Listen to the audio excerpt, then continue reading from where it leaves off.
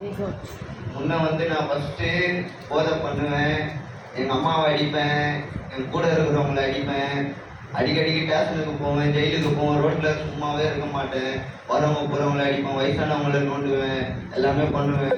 இப்போ எந்த ஒரு போலீஸ்காரன் பார்த்தாலும் என்னை பேசுவான், என்னை கேள்வி கேட்டுக்கினே இருப்பாங்க. இந்த மாதம்னாலே நான் போன ஒரு 4 வருஷமா இந்த மாதம்னாலே நான் ஜெயிலில் தான் இருப்பேன்.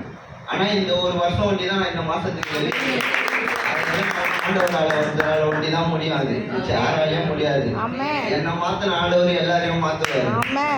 அதை நீங்க நம்பி வேண்டுங்க. ஆண்டவர் உண்மையா ஜெபிக்கணும், உண்மையா ஜெபிச்சாதான் எல்லாமே நடக்கும்.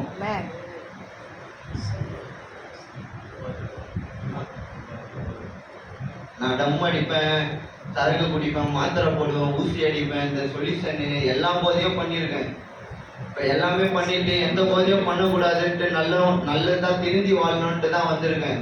என்னை பார்த்து நிறைய பேரும் திருந்தணும், என்னை போல வாழணும் நானும் வேண்டிக்கிறேன். என் கூட இருக்கிற பசங்களும் என்னை பார்த்து திருந்தணும், என் கூட இருக்கிற பசங்களும் ஒவ்வொரு நாளும் இந்த மாதிரி என்னை போல சாட்சி சொல்லணும்.